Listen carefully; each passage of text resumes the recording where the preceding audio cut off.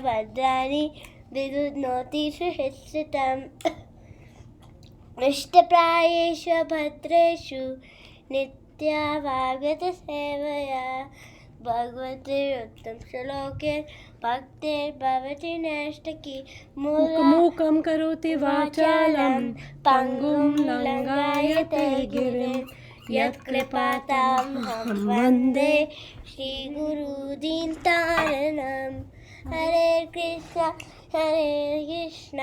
कृष्ण कृष्ण हरे हरे हरे राम राम राम हरे हरे हरे कृष्णा कृष्ण कृष्ण हरे हरे हरे राम राम राम हरे हरे हरे कृष्णा। शिला प्रभुपाद की जय। शिला गुरुदेव की जय। ओके, तो आज हमने रीड करना है Shrimad Bhagavatam canto 1 chapter 2 verse number 15। Just a second. Hare Krishna माता जी।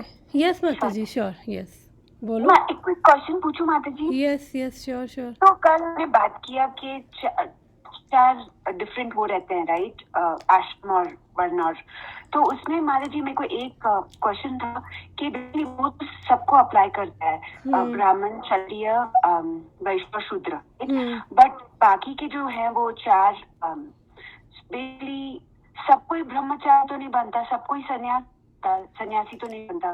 तो हाउ डज इट वर्क? तो माता जी ये 4 ऑर्डर्स ऑफ लाइफ है। यज्ञ नहीं कर, ये जो ये ब्राह्मण, क्षत्रिय, वैश्य, शूद्र, ये 4 आश्रम हैं। तो ब्रह्मचारी हर कोई नहीं बन सकता, तो फिर गृहस्थ है, फिर गृहस्थ के बाद आता है वानप्रस्थ, वानप्रस्थ के बाद सन्यास। और जो ये है 4 वर्णास, ये ब्राह्मण, क्षत्रिय, वैश्य, शूद्र, ये जो है बेसिकली हमारा एक तरह से आप कह लो हमारा नेचर हो गया, हमारा स्वभाव हो गया। और ये हम जो 4 वर्णास है हमारे गुण और क्वालिटीज़ के ऊपर बेस है। ये मैंने बताया था कि कल कि गुना का मतलब होता है क्वालिटीज़ और गुना का मतलब होता है कि हम मोस्टली किस मोड से इन्फ्लुएंस हैं। तो ये जो 4 वर्णास है बेसिकली ये हमारा कह लो कि आप स्वभाव कह सकते हो कि नेचर हो गया। लोगों का कईयों का ब्राह्मणिकल नेचर है, कईयों का क्षत्रिय नेचर है, और कईयों का वैश्य नेचर है, शूद्र नेचर है। और ये 4 वर्णास हैं बेसिकली हमारा, जो मैंने बताया था कि कास्ट सिस्टम नहीं है, ये हमारा क्या कहते हैं, मोटा गुण और क्वालिटीज़ पे बेस्ड है कि किस तरह के हमारे गुण है, किस तरह की क्वालिटीज़ है। तो जो आश्रम हो गए, तो आप मतलब एग्जैक्टली आपका क्वेश्चन क्या है? सॉरी माता जी मेरे को पूछना था, ये मेरे को चार हैं वो समझ आई, ओके, ये proper functioning of the society और टू हेल्प पिक अप का, ओके। बट मेरा क्वेश्चन है कि ऐसे 4 वो हैं, लाइक ब्राह्मण, क्षत्रिय, शूद्र, वैश्य, ये बेसिकली हमारे क्वालिटीज के हिसाब से, तो हर मनुष्य कैन फॉल इनटू ऑल 4। इनमें भी सब कैटेगरीज होती है माता जी, बट मोटा ये क्वालिटीज है हमारी। यस वो समझ आ गई मुझे, ठीक है। तो लेकिन बाकी जो 4 हैं, जैसे ब्रह्मचारी और वानप्रस्थ, सन्यास, तो मेरे ये समझ, तो गृहस्थ सब पता है मेरे को कि ओके एवरीबॉडी कैन फॉलो। ब्रह्मचारी और सन्यास तो सब तो नहीं लेते, right? Not everybody. Yes actually ये डिवीजन इसलिए है माता जी बिकॉज पहले वैदिक टाइम्स में यज्ञ मत कर, इसको इधर बिठा लो।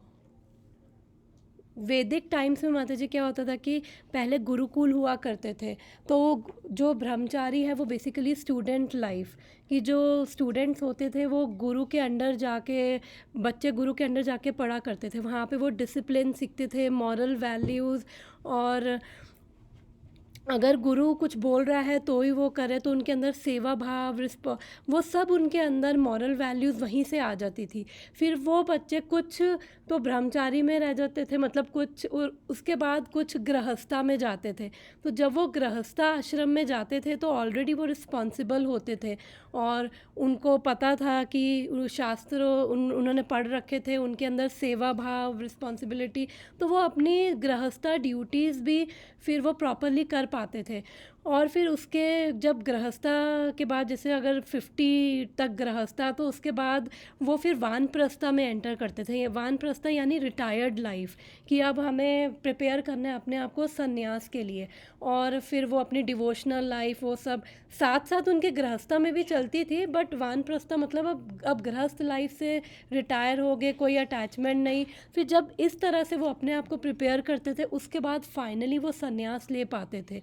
तो ये 4 आश्रम इसलिए बने थे कि धीरे धीरे हम पहले ब्रह्मचारी लाइफ जिए, उसके बाद फिर गृहस्था, फिर वानप्रस्थ, फिर अल्टीमेटली संन्यासा ले। तो ये इसलिए था ये। हाँ, तो माता जी वो शायद ये पूछ रही है कि गृहस्था तो पॉसिबल है, चलो हो रहा है अभी, पर अभी के लिए कलयुग में तो ये वानप्रस्था, संन्यास और ये सब तो पॉसिबल नहीं है सर, एक सब के लिए, Yes, Prabhuji, that is my है ना। question. तो माता जी Okay, मेरे को ऐसा okay. लगता है कि ऐसा मेरा मानना है, मे भी मैं गलत हूँ, बट मेरे को ऐसा लगता है कि कलयुग में शायद ये पॉसिबल नहीं है, तो इसलिए शायद बोलते हैं कि हरि नाम ही सिर्फ एक ही यही मंत्र है कि जिससे पार पा सकते हैं हम। बाकी कलयुग में तो अगर हम घर छोड़ के चले जाएं या वन चले जाएं, पॉसिबल नहीं है। और आजकल तो ब्रह्मचारी भी कहाँ पॉसिबिलिटी है, मतलब सबको ही पता है आजकल क्या चल रहा है। तो मेरे को लगता है नहीं कि कलयुग में ये सब वर्णाश्रम पॉसिबल है, तो मे बी दैट्स वाई ऐसा बोला गया कि सिर्फ महामंत्र का जाप करो, उसी से ही पार पाओगे। मेरा ऐसा लगता है, मे बी मैं रॉन्ग हूँ यहाँ पे। यस माता जी। माता जी, मैंने एक प्रवचन में सुना भी था कि अभी बोलते हैं ना कि कलयुग में गृहस्थ आश्रम ही सबसे बेस्ट आश्रम है, जिसमें आप कर्मों को करते हुए भगवान का वो कर रहे हो। वो भी मैंने एक सुना था। हाँ, मेरी जो अंडरस्टैंडिंग, यस, मेरी अंडरस्टैंडिंग ये है कि एक्चुअली क्या है कि आपको वानप्रस्थ या संन्यासा लेने के लिए आपके अंदर वो सफिशिएंट डिटैचमेंट होनी चाहिए, प्योरिटी होनी चाहिए। तो जब ब्रह्मचारी में स्टूडेंट लाइफ से ही उनमें अंदर, उनके बच्चों के अंदर जब गुरुकुल सिस्टम थे, तो गुरु अगर खाना नहीं खा रहा तो वो बच्चे, गुरु ने अगर खाने के लिए नहीं बुलाया तो वो खुद से खाने के लिए आते भी नहीं थे। मतलब इतना डिसिप्लिन्ड उनकी लाइफ थी, और शास्त्रों का ज्ञान। फिर ऐसे बच्चे अगर गृहस्था में आते थे तो उनको अपना गोल याद रहता था कि भगवान है, और वो अपनी गृहस्थ लाइफ में अपनी रिस्पॉन्सिबिलिटीज़ अच्छे से निभा रहे हैं। फिर उनको वो धीरे धीरे डिटैच हो के प्योर लाइफ जी रहे हैं, अच्छी लाइफ जी रहे हैं, तो शास्त्रों के हिसाब से। तो तभी वो ले पाते थे ये वानप्रस्था में, तभी एंटर कर पाते थे। तो इसलिए कलियुगा में जो अभी बोला कि हरि नाम है, तो यस डेफिनेटली वो तो है। तो इसलिए हम जिस भी आश्रम में हैं, तभी हम ये पढ़ रहे हैं कि जिस भी आश्रम में है तो हमें अपना आश्रम या वन चेंज नहीं करना है। हम एटलीस्ट वहीं से ही अपनी ये डिवोशनल लाइफ हम कल्टीवेट करें, हम डिवाइन क्वालिटीज़ कल्टीवेट करें, और उसी आश्रम में हम परफेक्शन पा सकते हैं। तो ऐसा नहीं गृहस्था को ब्रह्मचारी बनना है या संन्यास लेना है, वो गोल हो सकता है, लेकिन वो गोल भी इसलिए है कि संन्यास में आपके पास अब पूरी फेवरेबल सर्कमस्टांसेस है, आपकी कोई रिस्पॉन्सिबिलिटी नहीं है, तो आपको कुछ नहीं करना। लेकिन स्टिल गृहस्था में भी आप परफेक्शन पा सकते हो अगर हम सिंसियरली भक्ति कर रहे हैं। तो हम ये वर्सेस इसीलिए पढ़ रहे हैं कि कैसे हम अपने ही आश्रम में रहकर, हमें आश्रम नहीं चेंज करना, हम अपने आश्रम में रहें और फिर हम भगवान को भी पालें। और आई थिंक पहले के गुरुकुल में सिखाया जाता था कि तैयार किया जाता था कि वानप्रस्था कैसे करना है, या फिर संन्यास के लिए कैसे तैयार होना है। आजकल कौन सिखाता है? तो माता जी, हमें नहीं लगता कि हमारी बॉडी वानप्रस्था के लिए तैयार है। शायद एक दिन भी ना सह पाए हम तो वन में, तो राइट। वानप्रस्था रिटायर्ड लाइफ, यस, अलग रहना, जो भी है, हाँ, मतलब एक yes, तरह से yes, देखा जाए तो कि yes, पहले तो yes. जैसे मान लो राजा के लोग भी होते, जैसे श्री राम जी थे, कृष्ण जी थे, वो भी गुरुकुल में जाके जमीन पे सोते थे। उनकी भी बॉडी वैसी तैयार की गई थी कि कल को वन भी जाना पड़े तो उसके तैयार रहे। Yes yes. आजकल के कहाँ माता जी, कहाँ स्कूलों में ये सब सिखाया जाता है? स्कूल में भी ऐसे ही लगे हुए अब तो इतनी ऑस्टेरिटीज अब है नहीं, हाँ, तो हमें लगता है हमारी बॉडी इन सब के लिए बनी भी हुई है, शायद सह भी ना पाए। बट मेन है कि हम अगर गृहस्था में ही हैं तो हम गृहस्था में रह कर ही अगर हम वो कृष्णा कॉन्शियस हो जाएंगे तो फिर हम लाइफ की परफेक्शन को, यहाँ हमारे गोल यानी कि भगवान की प्रेममय भक्ति को हम तब भी अचीव कर सकते हैं। बिकॉज अब और वैसे भी हम देखें, अगर इस्कॉन को भी देखें तो काफ़ी ब्रह्मचारी बना ही रहे हैं वो। ब्रह्मचारी कितने हैं, तो लेकिन वही है कि अपना अपना जैसा जिसका स्वभाव के अकॉर्डिंग इंक्लिनेशन है। और वो गुरु देख के बताते थे, पहले भी गुरु देख के बताते थे कि ठीक है तुम ये ब्रह्मचारी कंटिन्यू करो, तुम गृहस्था में जाओ। तो ये गुरु अब भी गुरु ही बताते हैं, बिकॉज जो सीनियर है, जो अथॉरिटीज़ है, उनको समझ आते हैं कि इसका ऐसा नेचर है तो ये ब्रह्मचारी ही ठीक है, और इसका ऐसा नेचर है ये गृहस्था ठीक है। तो ऐसा नहीं है कि कोई छोटा बड़ा है। ऑब्वियसली जब हम वानप्रस्थ या सन्यासा है, वो सन्यासा जो ऑर्डर है वो हाईएस्ट ऑर्डर है, लेकिन उसका मतलब ये नहीं कि गृहस्था में रहकर हम नहीं परफेक्शन अचीव कर सकते। अम्बरीश महाराज का एग्जांपल हमारे भागवतम में आता है, शास्त्रों में, कि उन्होंने भी परफेक्शन अटेन करी, वो भी गृहस्था थे। तो और वो दुर्वासा मुनि उनसे वन और आश्रम दोनों में बड़े थे। दुर्वासा मुनि एक तो संन्यास आश्रम में थे और वन में वो ब्रह्मचारी थे, दोनों में बड़े थे। लेकिन स्टिल जब वो उनको गुस्सा आया, अपना कंट्रोल नहीं कर पाए, और उन्होंने उनको अम्बरीश महाराज को कर्स दिया। अम्बरीश महाराज ने उस कर्स पे भी उन्होंने कुछ भी ऑब्जेक्ट नहीं किया, उन्होंने चुपचाप उसको किया। और भगवान को फिर उन्होंने डीमन बनाया कि अम्बरीश महाराज को मारने के लिए, लेकिन वो उल्टा पड़ गया, बिकॉज भगवान नहीं बर्दाश्त करते, बिकॉज गलती थी नहीं अम्बरीश महाराज की।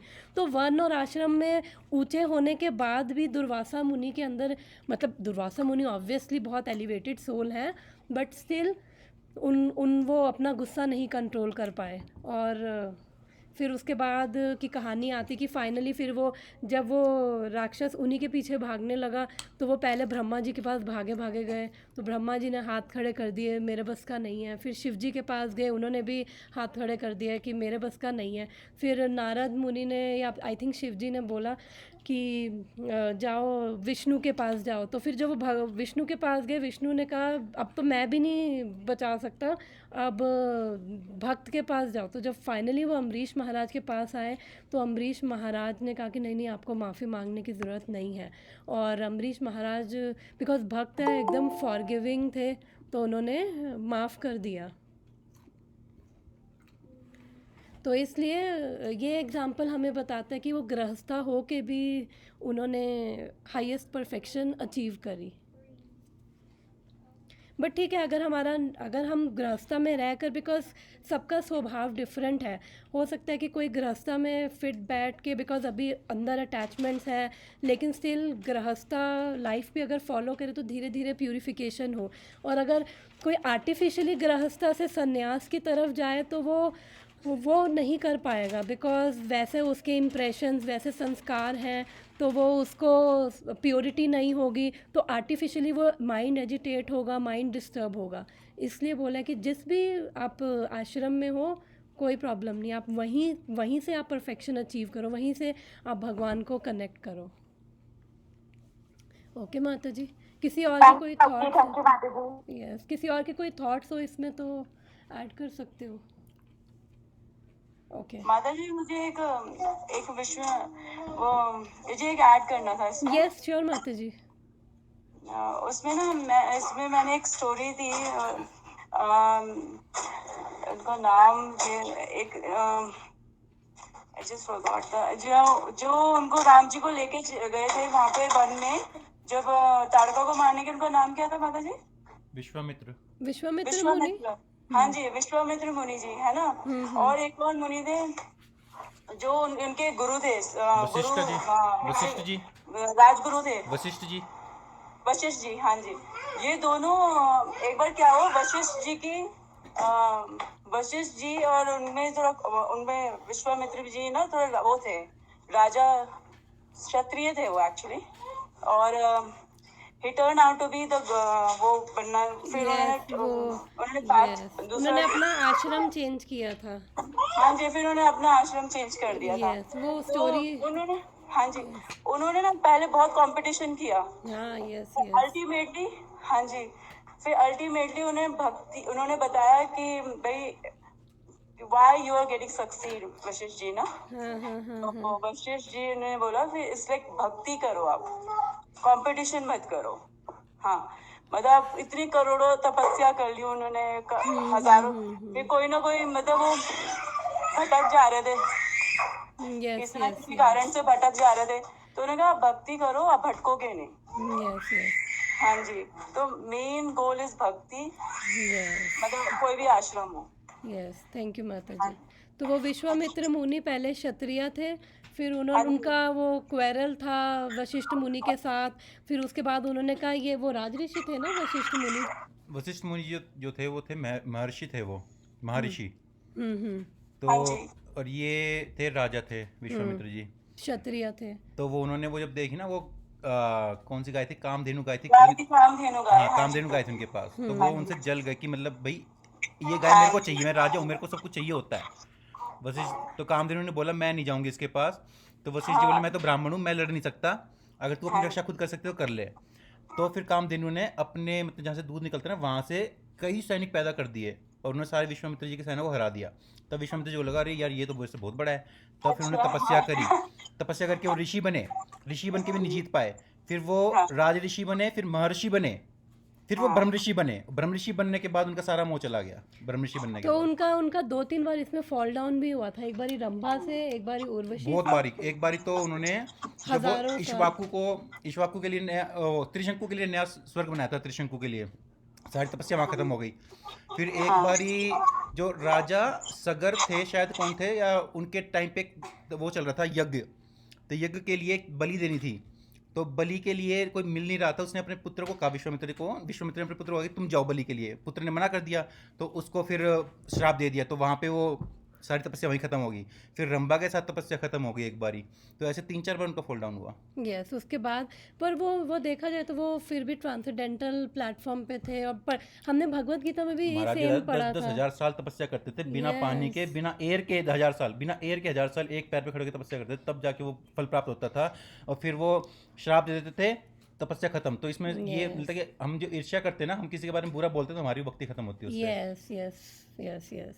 तो इसलिए मैंने भी एक लेक्चर में यही सुना था कि क्या कहते हैं, अगर हम अपनी प्रॉपरली सेवा नहीं कर रहे हैं और हम मिसयूज़ कर रहे हैं जो भी, अगर हमारे पास पावर पोजीशन कुछ भी है और हम दूसरों को जलन ईर्ष्या, दूसरों को हम अगर अच्छे से डील नहीं करें भक्तों के साथ, तो उसका सबसे बड़ा कॉन्सिक्वेंस क्या है कि हमारी भक्ति चली जाएगी अंदर से, हमें टेस्ट चला जाएगा भक्ति के लिए और फ्रस्ट्रेशन वो सब होगा।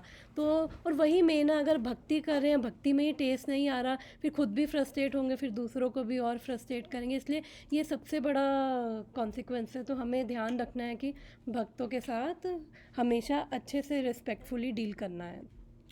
तो यस, तो इसी के साथ फिर आज का वर्स भगवान का नाम लेके स्टार्ट करते हैं। हरे कृष्णा।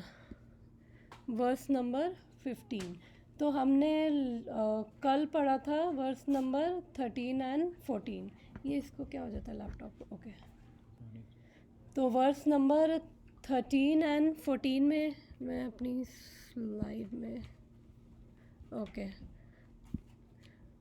कल हमने देखा था कि जो वन आश्रम का पर्पस क्या है 13th वर्स में, कि टू प्लीज़ सम सिद्धिर हरितोषणम, कि वन आश्रम का पर्पस है कि भगवान को प्रसन्न करना, प्लीज़ करना, भगवान की भक्ति करके भगवान को प्रसन्न करना। और फिर 14th में हमने पढ़ा था वो हम कैसे करें, एक मन से, और एक मन से यानी वन पॉइंटेड अटेंशन, फोकस केवल भक्ति में होना चाहिए। फिर हमने कल 4 चीज़ें पढ़ी थी कल के वर्स में कि कैसे अब वो फोकस भगवान की तरफ रखे। तो बाय हियरिंग, ग्लोरीफाइंग, रिमेंबरिंग और वर्शिपिंग, यानी कि श्रोतावस्य की चलो सिंपल में श्रवण करके और सुन के भगवान के बारे में ग्लोरीफाई, भगवान का कीर्तन करके, भगवान का नाम जाप करके, फिर जब हम ये 2 चीज़ें करेंगे तो हम भगवान को याद भी कर पाएंगे हमेशा। और उसके बाद भगवान की पूजा करके, तो ये 4 चीज़ें हमने कल पढ़ी थी कि हम कैसे वर्ण आश्रम में, बिकॉज वर्ण आश्रम का तो गोल है कि भगवान को प्रसन्न करना, तो कैसे वर्ण आश्रम में भगवान को प्रसन्न करें, ये 4 चीज़ें। और इसके साथ एक लाइन और थी नित्यदा वर्स में लास्ट, तो आई थिंक वो उस पर शायद मैं फोकस नहीं किया, बट नित्यदा मतलब बार बार, नित्य का मतलब होता है डेली भी, और नित्य का मतलब होता है बार बार हमें यही चीज़ें करनी है। और कल के वर्स में हमने देखा था कि जो हम सुन रहे हैं एक्चुअली उसी से ही हमारी कॉन्शियसनेस प्रिपेयर हो रही है। तो हम जितना ये मटेरियल सुनते हैं, ऑब्वियसली हमें सुनना पड़ेगा बिकॉज हमें अपनी ड्यूटीज़ करनी है, तो उसके साथ साथ हमारी कॉन्शियसनेस डिग्रेड ना हो, तो हमें भगवान के बारे में भी सुनना है। तो जो हम सुन रहे हैं हम वही बन रहे हैं। कल हमने जो वर्स पढ़ा था उसमें ये पढ़ा था, इसलिए जब हम ये 4 चीज़ें करेंगे, जितना ज़्यादा सुनेंगे, फिर भगवान का गुणगान करेंगे, भगवान के नाम का जाप कीर्तन, तो उससे हम भगवान को याद कर पाएंगे और फिर भगवान की पूजा भी कर पाएंगे। तो फिर कल का वर्स, एक सेकेंड, मेरा वो कहाँ गया browser,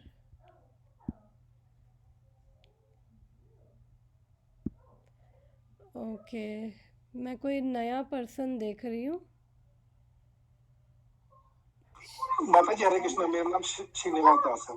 Hare Krishna Prabhu ji, thank you for joining. आपको कैसे पता चला प्रभु जी क्लास के बारे में?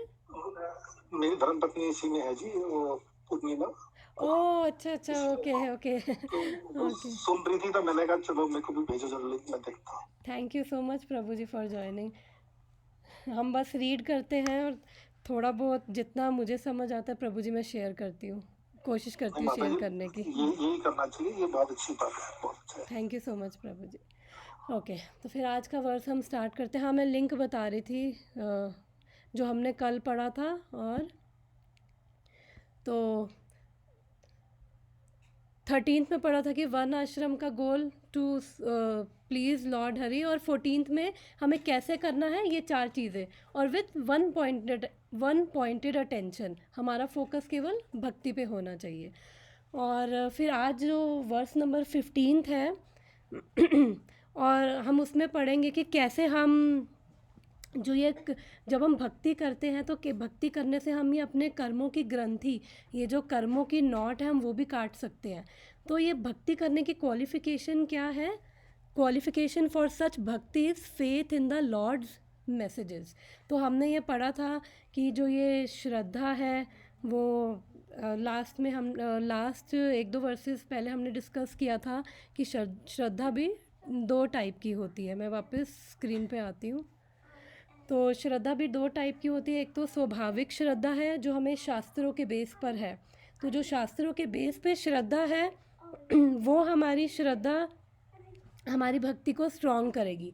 और जो हमने फिर बाद में हमने ये भी पढ़ा था कि काफ़ी एक्सटर्नल रीजंस की वजह से भी हमें श्रद्धा होती है, वो गलत नहीं है, लेकिन ये है कि उसमें थोड़ा वीक रहता है, बिकॉज मे बी सेंटिमेंट हो, किसी के प्रेशर से हम कुछ कर रहे हो, या हमने देखा कि ये सब हो रहा है तो हम भी वो करें, तो that is also good, but वो वीक है। तो हमें अपनी श्रद्धा हम कैसे स्ट्रॉन्ग करें? शास्त्र सुन के, श्रीमद् भागवतम, भगवद गीता, चैतन्य चरितमृत, तो ये सब सुन के जो हमारी श्रद्धा होगी वो एक सेंटिमेंट नहीं होगा, हम कन्विंस होंगे, हमें भगवान इंटेलिजेंस देंगे, हम समझ पाएंगे कि एक्चुअल में सच क्या है, कृष्ण कौन है, तो वो हमारी श्रद्धा जो होगी हमारी भक्ति को आगे बढ़ाएगी।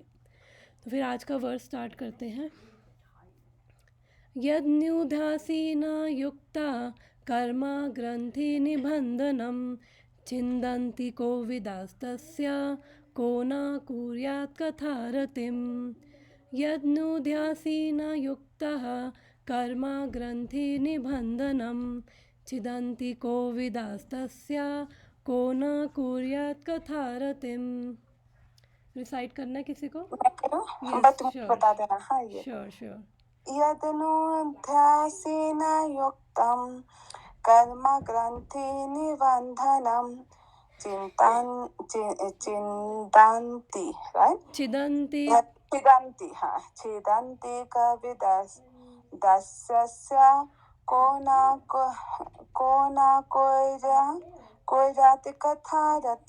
कुर्यात् कथारतिं। को न कुर्यात् कथारतिम। कोई रात का थारतिम। किसी और को करना है रिसाइट? ओके, फिर हम इसके मीनिंग पे चलते हैं, इस वर्ड्स का मीनिंग देखते हैं। तो यहाँ पे बोल रहे हैं यद नु ध्यासीना युक्ता कर्मा ग्रंथि निबंधनम। तो कर्मा का मतलब होता है वर्क, जो भी हम कुछ कर रहे हैं, अच्छा या बुरा, पायस या सिंफुल, कुछ भी हो सकता है।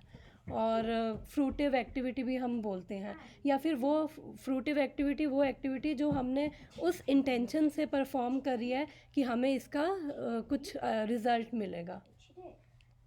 तो जो ऐसी, जब भी हम कुछ ऐसी एक्टिविटी, जब भी हम कोई कर्म करते हैं, तो हमने लास्ट क्लासेस में भी देखा था कि कर्म करने के दो कॉन्सिक्वेंस होते हैं। एक आउटर कॉन्सिक्वेंस क्या है, जैसा भी हमने कर्म किया है हमें उसका, जो भी एक्शन करें हमें उसका रिएक्शन मिलेगा। अच्छा किया है तो अच्छा, बुरा किया है तो बुरा। और इनर कॉन्सिक्वेंस क्या है कि जो भी हम कर्म कर रहे हैं, हमने डिस्कस किया था कि उससे क्या होता है कि हमारे चित्त पे उसके वो एक इम्प्रेशन रह जाता है उस कर्म का, और फिर जो वो इम्प्रेशन होता है वो हमारा एक तरह से संस्कार की तरह स्टोर हो जाता है, और फिर वही संस्कार हमारा फिर आगे हमारी डिज़ायर्स, हमारी इंक्लिनेशंस, हमारा फिर वो नेचर बनाता है। और वही जब ऐसे सारे संस्कार मिलते हैं तो फिर हम उनसे प्रभावित होकर फिर हम बार बार वैसे ही कर्म करते हैं जैसे हमारे संस्कार हैं। तो इससे क्या होता है कि हम एक तरह से वो जन्म और मृत्यु की साइकिल में बंध रहे हैं, हमारी टेंडेंसीज़ बन रही हैं। तो अच्छा, और जो हम कर्म करेंगे अच्छा या बुरा, उसकी वजह से हमें फिर से बॉडी लेनी पड़ेगी, और प्लस ये जो संस्कार बन रहे हैं उसकी वजह से हमारी टेंडेंसीज़ बन रही हैं, और उसकी वजह से कुछ सिंफुल टेंडेंसीज़, एडिक्शंस कुछ भी हमारी बन जाती है, और उनको फिर उनमें हम स्ट्रगल करते रहते हैं। तो यहाँ पे बोल रहे हैं कर्मा ग्रंथि निबंधनम। कर्मा ग्रंथि निबंधनम, ओके। तो जो ये कर्मों की ग्रंथि है, एक्चुअली ग्रंथि को शिला श्रीधर स्वामी अहंकार भी बोलते हैं।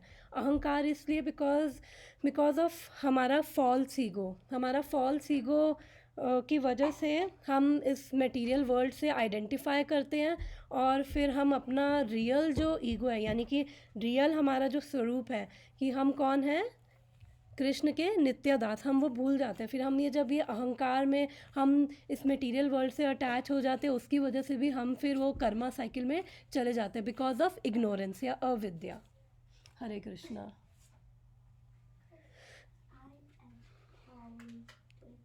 और यहाँ पे बोल रहे हैं यद अनुध्यासीना।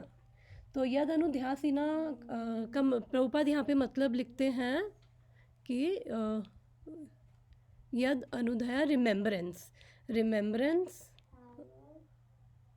तो जब हम यहाँ पे ट्रांसलेशन में प्रभुपाद लिख रहे हैं with sword in hand intelligence men cut through the binding knots of reactionary work karma by remembering the personality of Godhead. Therefore who will not pay attention to his message? छिदन्ति कोविदास तस्या। कि जो intelligent people यानी कि जो spiritually advanced है, जो भक्त हैं, फिर वो ये कर्मों की ग्रंथि को कैसे काटते हैं, वो बाय रिमेम्बरिंग गॉड। जो उनके लिए उनकी स्वॉर्ड क्या है, उनकी तलवार क्या है, भगवान की रिमेम्बरेंस है। को ना कुर्यात कथा रतिम। तो फिर ऐसी कथा और भगवान की ये कथा ये में कौन रति नहीं लेगा, कौन इंटरेस्ट, एंथुजियाज्म, कौन ये नहीं इंटरेस्टेड होगा है भगवान की ऐसी कथा सुनने के लिए, कि जो हमारे कर्मों की नोट्स को भी, हमारे जो ये कर्मा की ग्रंथि है, हमारा अहंकार कर्मा साइकिल, उसको भी काट रही है। तो फिर कौन इंटरेस्टेड नहीं होगा भगवान के इस मैसेज के लिए। तो परपट स्टार्ट करते हैं। Okay, purport. The contact of spiritual spark with material elements creates a knot which must be cut if one wants to be liberated from the actions and reactions of the fruitive work. तो यही हमने अभी जब श्लोक का meaning discuss कर रहे थे तो सेम डिस्कस किया कि हम लोग क्या है, स्पिरिचुअल स्पार्क। स्पिरिचुअल स्पार्क मतलब हम लोग क्या है, आत्मा है। तो शास्त्र हमें बता रहे हैं कि हम ये शरीर नहीं है, हम ये आत्मा है। और बॉडी क्या है, टेम्परेरी, सोल क्या है, एटर्नल। और सोल क्यों यहाँ पे फंसी हुई है, अविद्या के कारण, बिकॉज ऑफ अविद्या और हमारा ये अहंकार, फॉल्स ईगो। हम जब मटेरियल वर्ल्ड से आइडेंटिफाई करते हैं तो फिर ये एक्शन रिएक्शन, वही कर्मा की साइकिल में जो मैंने बताया कि अभी कि कर्मा के 2 कॉन्सिक्वेंसेस हैं। तो हम एक तरह से वो मटेरियल संस्कार भी हम लेके घूम रहे हैं, साथ में उनकी वजह से हमारी कुछ टेंडेंसीज ऐसी हो गई हैं जो सिंफुल हैं, जिसकी वजह से बार बार हम इस कर्मों की साइकिल में हमें आना पड़ता है। और वही संस्कार हमें बार बार प्रेरित करते हैं कि हम वो कर्म करें, उस टाइप के कर्म करें। Liberation means freedom from the cycle of reactionary work. तो यहाँ पे बोल रहे हैं मुक्ति का मतलब है कि हम केवल इस कर्म बंधन की साइकिल से मुक्त हो रहे हैं। तो मुक्ति पहले भी हमने डिस्कस किया था कि मुक्ति क्या है, 5 प्रकार की मुक्ति होती है। और जो भक्त हैं उनको वो मुक्ति भी नहीं चाहते हैं, बिकॉज़ भक्तों का क्या मोटिव होता है कि उनको केवल भगवान की प्रेममयी सेवा मिले। और उसमें से 4 तरह की मुक्ति तो चलो फिर भी ठीक है, बट जो 5th मुक्ति है जिसे कहते हैं सहूज्य मुक्ति, यानी कि स्पिरिचुअल सुसाइड भी उसको बोला जाता है, बिकॉज़ उसके अंदर जो भी ज्ञानी होते हैं वो बेसिकली ब्रह्म में लीन होना चाहते हैं। वो चाहते हैं कि हम भी ब्रह्म, यानी कि भगवान के शरीर का तेज, जो हमने जब पढ़ा था ये कि एब्सोल्यूट ट्रुथ क्या है, उसके अंदर 3 फीचर्स पढ़े थे। तो वो जो ब्रह्म ज्योति है वो भगवान के शरीर की एफल्जेंस है। तो जो ये ज्ञानी हैं वो केवल वो चाहते हैं कि हम ब्रह्म में लीन हो जाएं, हम भी एक हो जाएं। तो वो इस तरह की साहुज्य मुक्ति को प्राप्त करते हैं। और भक्त जो है, भक्त मुक्ति भी नहीं चाहते, बिकॉज़ भक्तों का पर्पस है केवल भगवान की भक्ति। और चाहे उनको जन्म जन्मांतर क्यों ना लेना पड़े, और फिर भी वो चाहते कि हमें केवल भगवान की प्रेममयी भक्ति मिलती रहे। और आई थिंक उसमें भी चैतन्य चरितमृत नहीं, शिष्ट काष्टकम का वर्स है। कौन सा वर्स था, जन्मनीश्वरे, वो वाला वर्स था। तो उसमें शिष्ट काष्ट का एक्चुअली जब चैतन्य महाप्रभु जो स्वयं कृष्ण हैं वो आए थे तो उन्होंने केवल 8 शिक्षाएं दी हैं। और भगवान जब कृष्ण आए थे तो उन्होंने भगवत गीता बोली, और चैतन्य महाप्रभु आए तो उन्होंने केवल 8 शिक्षाएं दी। तो इस वाले वर्स में मुझे वर्स नहीं याद आ रहा, वो कह रहे हैं कि ना धनम ना जन्म ना सुंदरिम, ये वाला वर्स में वो बोल रहे हैं कि एक्चुअली में मुझे कुछ भी नहीं चाहिए, और जस्ट बर्थ आफ्टर बर्थ मुझे बस केवल आपकी प्रेममयी भक्ति चाहिए।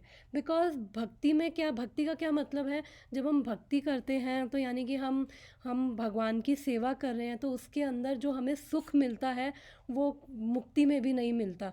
और तभी जो भक्त है वो केवल भक्ति करना चाहते हैं, और जो भक्ति कर रहे हैं भक्त तो वो वैसे ही मुक्त हैं, तो उनको मुक्ति की ज़रूरत नहीं है।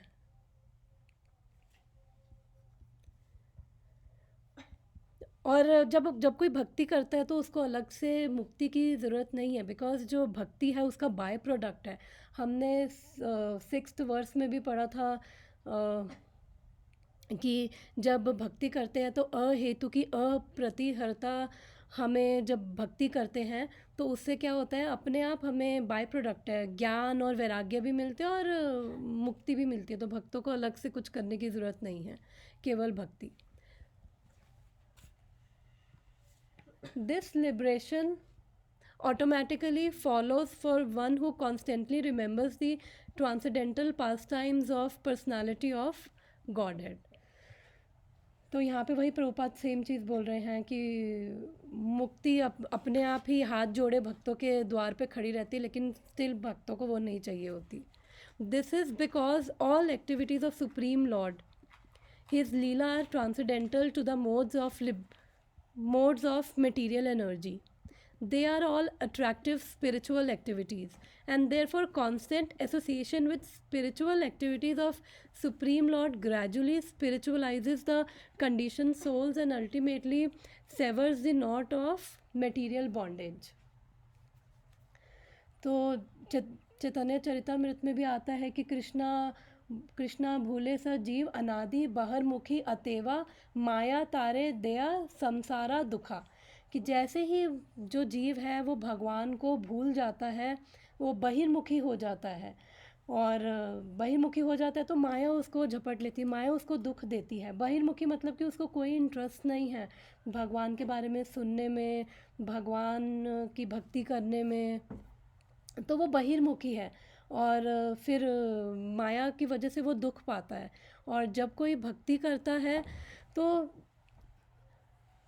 भक्ति करने के, जैसे अभी हम ये भी पढ़ रहे हैं, श्रीमद् भागवतम भी पढ़ रहे हैं, तो हम यहाँ पे किसका संग कर रहे हैं? हम शिला प्रभुपाद का संग कर रहे हैं. हम सूत गोस्वामी ने श्रीमद् भागवतम सेकंड टाइम बोली. व्यास देव जी ने सुखदेव गोस्वामी ने फर्स्ट टाइम बोली थी, और फिर सेकंड टाइम सूत गोस्वामी बोल रहे हैं. तो हम इन सब का संग कर रहे हैं.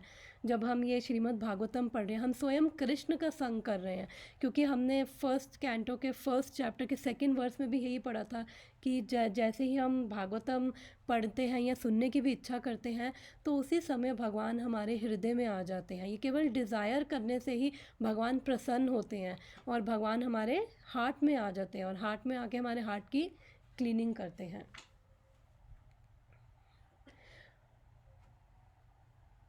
और जब हम बिकॉज हमने लास्ट कल के वर्स में पढ़ा कि जो हम पूरे टाइम सुनते रहते हैं, तो जो हम सुनते हैं वैसी हमारी कॉन्शियसनेस होती है. हम मटेरियल वर्ल्ड में हैं, और मटेरियली हमें सुनना भी पड़ता है, और हम काफ़ी सुनते हैं, तो हमारी कॉन्शियसनेस वैसी होती है. तो जब हम स्पिरिचुअल कुछ सुनते हैं, जैसे अब हम भागवतम पढ़ रहे हैं, सुन रहे हैं, तो उससे क्या है, हमारी कॉन्शियसनेस भी इलेक्ट्रीफाई होती है. हमारे जो संस्कार हैं, वो मटेरियल संस्कार हमारे धीरे धीरे वो रिप्लेस हो रहे हैं, स्पिरिचुअल संस्कार बन रहे हैं. और इसकी वजह से हमें हमारा जो वो भक्ति है, हमारे भक्ति करने की इच्छा हो रही है. और फिर जब ऐसी इच्छा होती है, तो फिर अब भगवान, और जब ऐसी इच्छा होगी हम तभी भक्ति कर पाएंगे. बिकॉज अगर हमारे अंदर इच्छा नहीं है, और इच्छा भी कैसे होगी?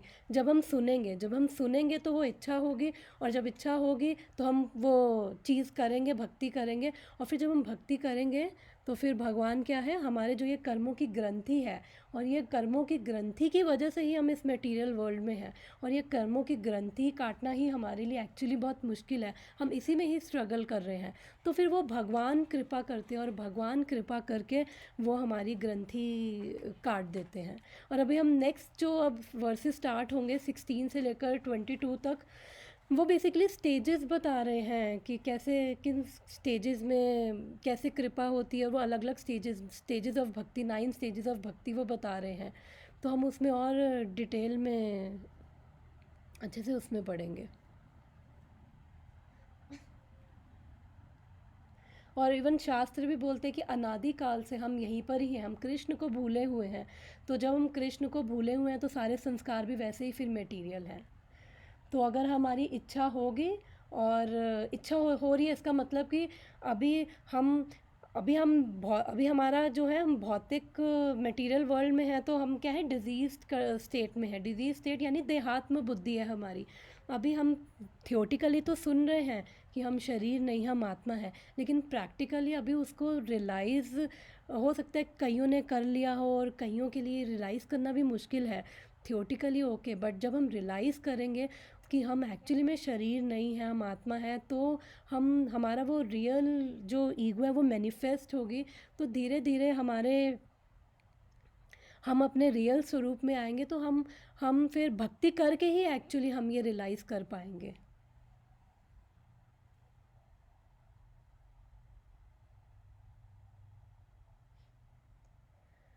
Okay, liberation from material bondage is therefore a byproduct of devotional service. Attainment of spiritual knowledge is not sufficient to ensure liberation. तो अब यहाँ पे वही सेम चीज़ बोल रहे हैं कि जो ये मुक्ति है ये भक्ति का बाय प्रोडक्ट है। जैसे मैंने पहले भी बताया था कि सब्जी के साथ जैसे इंडिया में धनिया पुदीना फ्री मिलता है, तो ये जो भक्ति करे वो ऑलरेडी मुक्त है। अगर वो यहाँ पे भी हैं, अगर इस मटेरियल वर्ल्ड में भी हैं, तो इस मटेरियल वर्ल्ड में रहते हुए भी वो भक्त मुक्त हैं।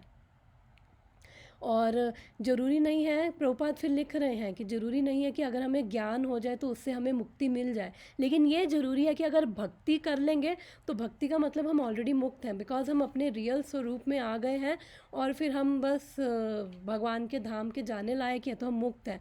लेकिन अगर हम केवल ज्ञान कल्टिवेट कर रहे हैं तो इसका मतलब ये नहीं है कि हमें लिबरेशन मिलेगी।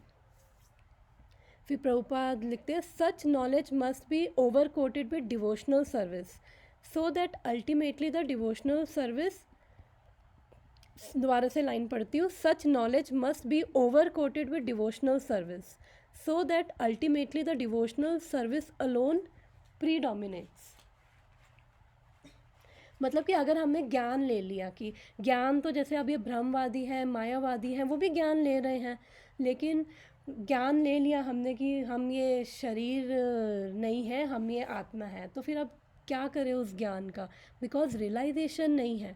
तो अगर रियलाइजेशन नहीं है तो वो ज्ञान हमें मुक्ति तक भी नहीं लेके जाएगा, क्योंकि वो ज्ञान हमें हो सकता है कि हम थोड़ा बहुत हमारे अंदर उस ज्ञान की वजह से प्योरिटी आ जाए, हो सकता है उस ज्ञान की वजह से हमें थोड़ी बहुत डिटैचमेंट हो जाए, लेकिन हम अल्टीमेट गोल को नहीं अचीव कर पाएंगे, बिकॉज़ ज्ञान हमें वो सुख नहीं दे पाएगा जो भक्ति में। बिकॉज़ भक्ति क्या है, हम लोग क्या हैं, हम लोग 5 रसास में भगवान के साथ भक्त होते हैं, 5 रसास में भगवान के साथ डील करते हैं, जो हमने डिस्कस किया था।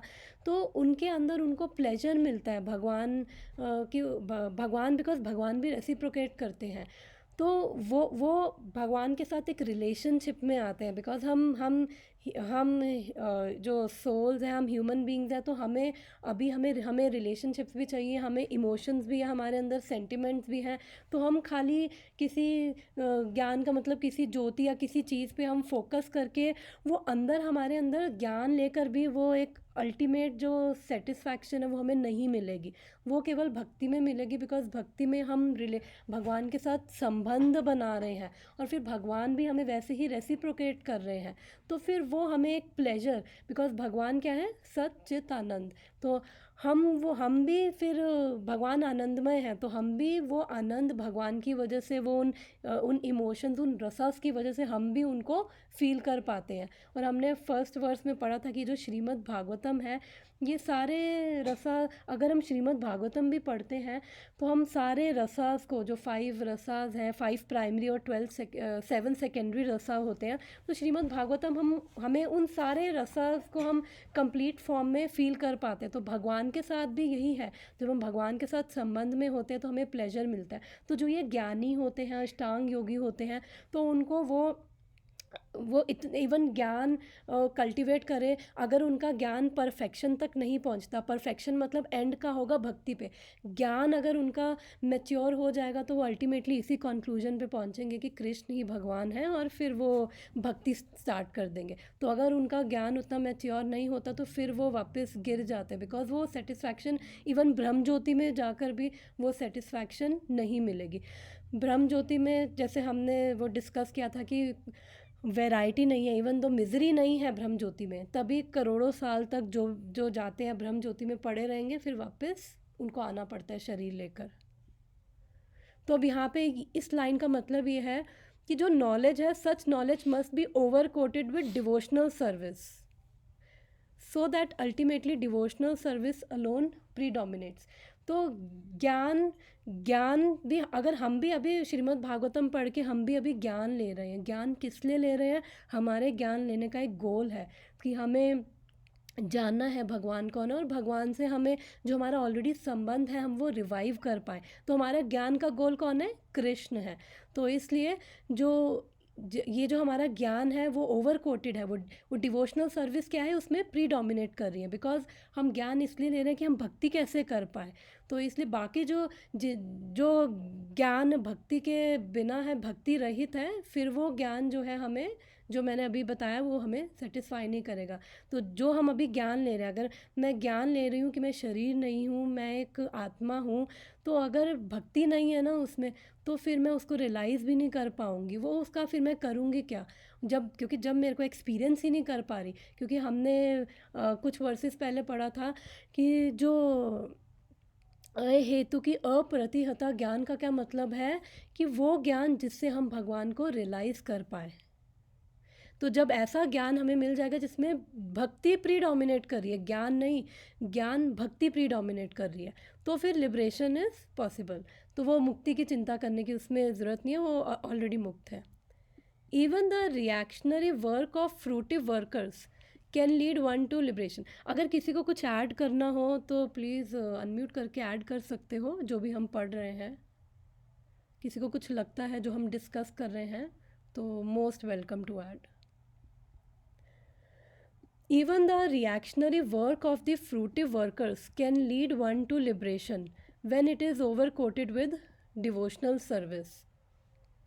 तो वो कह रहे हैं जो ये रिएक्शनरी वर्क है, जो भी हम ये सकाम कर्म भी कर रहे हैं, फ्रूटिव वर्क यानी सकाम कर्म जो कर रहे हैं, वो हमें कब मुक्ति दिला सकता है, जब जो भक्ति होगी उसके अंदर प्रीडोमिनेटेड होगी। यानी कि अब एक तरह से यहाँ पे वो कर्म योगा की बात कर रहे हैं। इसके बाद वो यही कह रहे हैं, Karma over coated with devotional service is called कर्म योगा। तो कर्म योगा का क्या मतलब है? भगवत गीता में 3rd चैप्टर पूरा कर्म योग के बारे में है, फिर 5th चैप्टर भी कर्म योग के बारे में है कि कैसे कर्म करें भगवान को सेंटर में रखते हुए।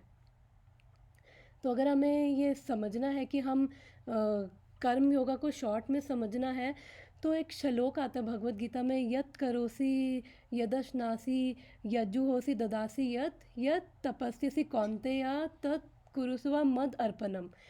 कि जो भी कर रहे हो, कि whatever you do, whatever you eat, whatever you offer, whatever you give away, whatever austerities you perform, तो do that as a offering to मी।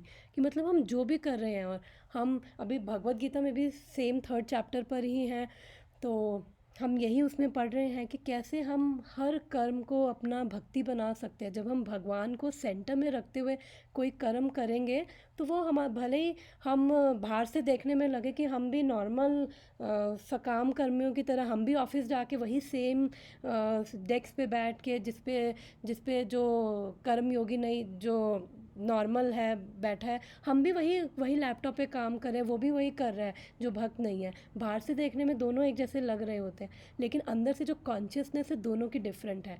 जो भक्त होगा वो हर चीज़ कृष्णा को सेंटर में रख के करेगा, बिकॉज अगर हम सेंटर में नहीं रखेंगे तो हम अपने लोअर नेचर में जाएंगे, और फिर लस्ट, एंगर, ग्रीड, इल्यूजन जो हमने कल डिस्कस किया था, फिर हम उससे कर्मा करेंगे, तो उससे हम साइकिल में बंधेंगे, और उसके बाद फिर से हम वो एंगर, फ्रस्ट्रेशन और वो उन सब चीज़ों में ब्लेम, फॉल्स ईगो, हम इससे कर्म करेंगे। जब कृष्णा को सेंटर में रखेंगे तो उससे क्या है, हमारी कॉन्शियसनेस भी एलिवेट होगी, और फिर भगवान हमारे कर्मों का फल ले लेते हैं, और फिर हमें वो साइकिल में नहीं जाना पड़ता, और हमारे संस्कार ख़त्म हो जाते हैं। बिकॉज वहीं से हमारा वो कर्मा का फिर संस्कार भी अब आगे बनने बंद हो गए, मटीरियल संस्कार बंद, बिकॉज वो कृष्ण सेंटर में है।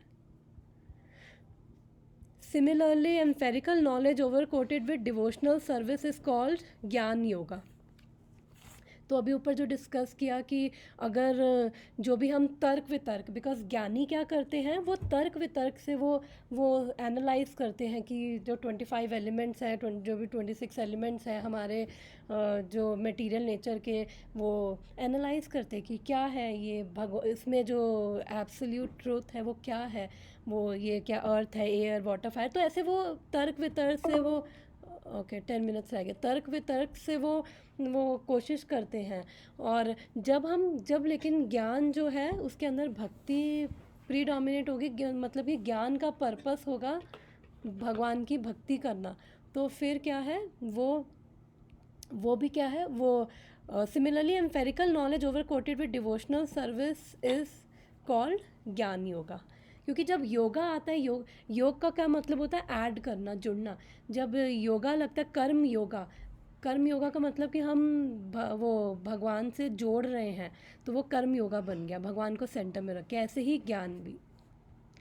बट प्योर भक्ति is independent of such Karma and ज्ञाना, because it can alone only endow one with liberation from conditional life, but also award one the transcendental loving service of the Lord. अब यहाँ पे क्या बोल रहे हैं? जो ज्ञान है, हमने पढ़ा था, हमने पहले भी आई थिंक 1-2 वर्ष पहले भी पढ़ा था कि जो ज्ञान और कर्म है, उनमें जब हमने विश्वनाथ चक्रवर्ती ठाकुर की कमेंट्री पढ़ी थी कि जो ज्ञान और कर्म है, ज्ञान योगी कर्म योगी भी एक हद तक उनको भक्ति पे डिपेंडेंट है। लेकिन जो भक्ति है, भक्ति इज़ इंडिपेंडेंट ऑफ ज्ञान एंड कर्मा। भक्ति करने के लिए हमें ज्ञान और ज्ञान योग कर्म योग करने की ज़रूरत नहीं है, बिकॉज भक्ति किससे आ रही है? भक्ति करने से आ रही है। तो भक्ति ये ज्ञान और कर्म से इंडिपेंडेंट है। और लेकिन जो भक्ति करेगा उसको ज्ञान और वो वैराग्य वो उसको अपने आप मिल जाएगा। किसी का कुछ डिस्कशन या इसके अंदर कुछ इन 2 पैराग्राफ्स में? मैं टाइम चेक कर लेती हूँ। ओके, 9 मिनट्स है। तो भक्ति इंडिपेंडेंट है, भक्ति किसी भी एक्सटर्नल क्राइटेरिया पे डिपेंडेंट नहीं है, जबकि कर्म और ज्ञान जो है वो एक लेवल पे भक्ति पे डिपेंडेंट है। क्योंकि जो ज्ञान भी ले रहे हैं ना, वो भी एक तरह से वो भी इवन दो वो कृष्ण को डायरेक्टली नहीं मान रहे, लेकिन इनडायरेक्टली वो भगवान पे ही डिपेंडेंट है। ज्ञान योगी और कर्म योगी इनडायरेक्टली, इवन दो डायरेक्टली जब वो समझ जाएंगे, डायरेक्टली रियलाइज़ कर जाएंगे, तो वो भी भक्ति पे पहुंचेंगे। लेकिन भक्ति करने के लिए किसी को ज्ञान और कर्म करने की ज़रूरत नहीं है। जो वृंदावन में गोपियाँ थी, वो कोई स्कॉलरली पंडित नहीं थी, वो उनके अंदर इतना प्रेम था कि वो और उनके अंदर प्रेम की वजह से वो भक्ति थी। तो उनको बस इतना कन्विंस थे कि कृष्ण हमारे सब कुछ है, तो उनको कोई ज्ञान या वो सब करने की ज़रूरत नहीं। बट अभी हम ये जो पढ़ रहे हैं, हमारा वो पर्पस है कि हम कृष्ण से हमारा गोल इसको पढ़ने का, श्रीमद् भागवतम को या भगवद गीता को पढ़ने का, कि हम कृष्ण हमारा गोल है। हमारा पर्पस यहाँ पे ज्ञान लेके ज्ञानी बनना नहीं है, हमारा पर्पस है केवल Krishna. Therefore, any sensible man who is above the average man with a poor fund of knowledge must constantly remember the personality of Godhead by hearing about him, by glorifying him, by remembering him, and by worshipping him always without cessation. तो यहाँ पे वही बोल रहे जो हमने कल discuss किया कि जो सेंसिबल है, जो इंटेलिजेंट है, यानी कि जो समझ रहे हैं। कल हमने जो श्लोक शुरू किया था, वो प्रभुपाद बोल रहे थे, कल का जो वर्स था, ये 14th में फर्स्ट लाइन में प्रभुपाद ने बोला था, If realization of absolute truth is the ultimate aim of life, it must be carried out by all means. तो ऑब्वियसली जब हम इतना अभी तक हमने पढ़ा, अभी तक हमने समझा कि रियलाइजेशन ही तो वो सेल्फ रियलाइजेशन ही हमारा अल्टीमेट गोल है, कि समझना भगवान कौन है, हम कौन है, यही हमारा अल्टीमेट गोल है।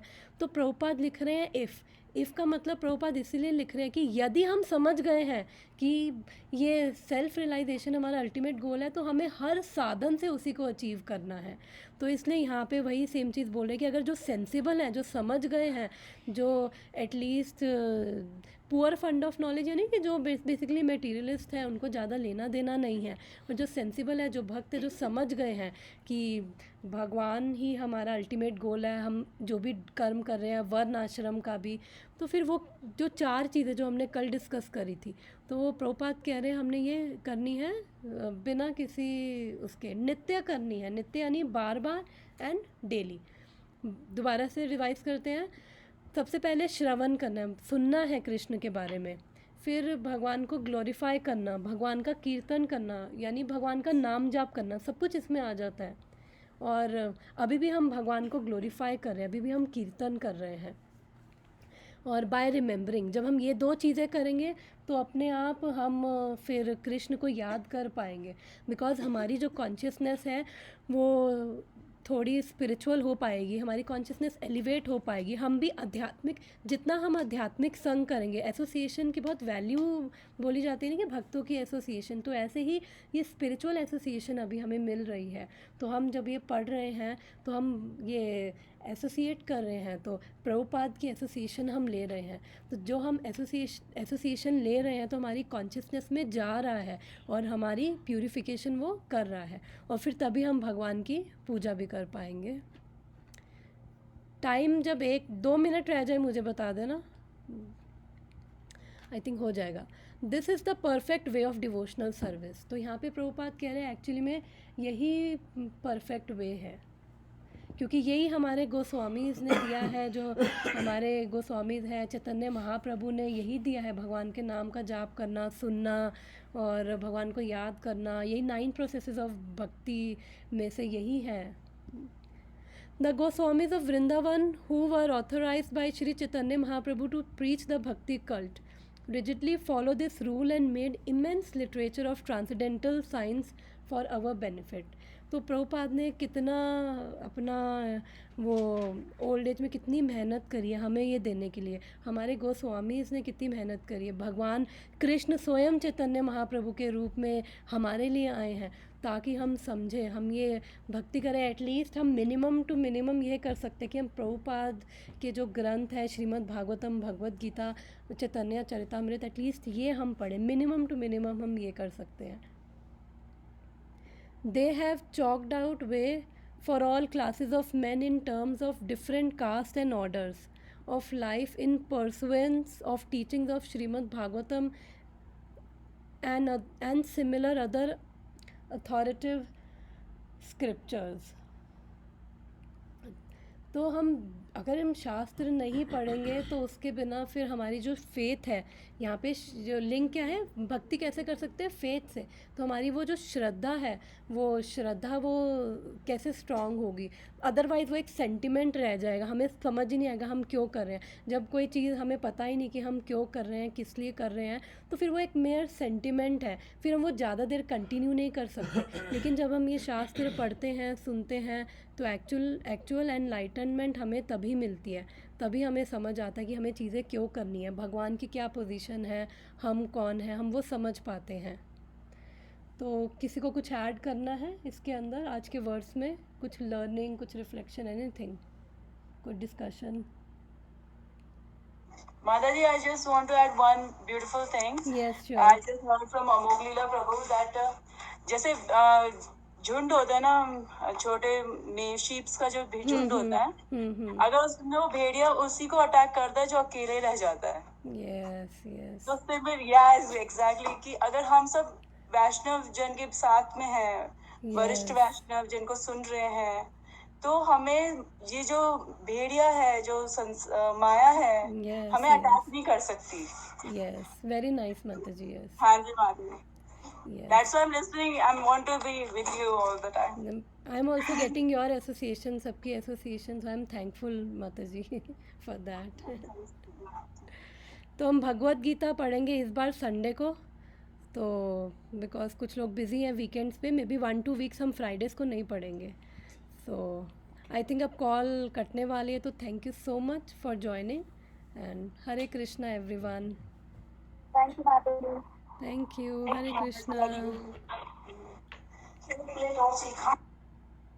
Thank you, Mataji. Hare Thank you. Krishna. Hare Krishna. Thank you so much.